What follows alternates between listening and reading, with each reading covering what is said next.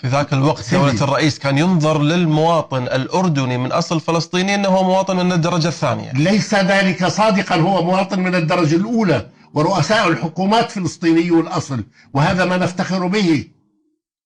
من الذي يدعي في الأردنيين أن هناك مواطن من الدرجة الثانية؟ هذا ترجمة كلام ولذلك أنا بجاوبك مروان كنفاني. هذا ترجمة من قال أن مروان كنفاني مرجعية وطنية في العالم العربي؟ من قال أنه؟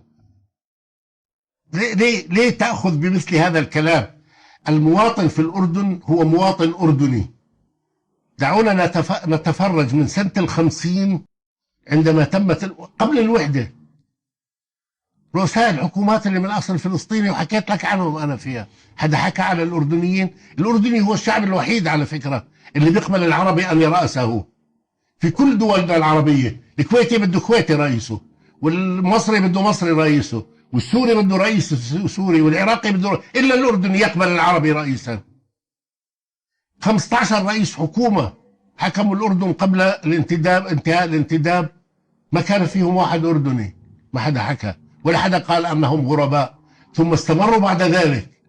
من يقول هذا الكلام يعني؟ هذا ظلم بين. نحن نفخر بأن لدينا رؤساء من آل الرفاعي مثلا، طيب أصلهم فلسطينيين. حتى رئيسي الذي به يعني أعتز أنني كنت مرؤوسا له يوما ما، بدران، كان من أصل فلسطيني. مظهر بدران. كيف يجوز لبعض هؤلاء الناس أن يحاول تفتيت هذا الشعب لجزئين؟ هذا هو النصر لإسرائيل.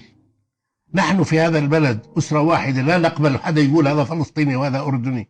نحن أردنيون في هويتنا، لكننا من أصول متعددة.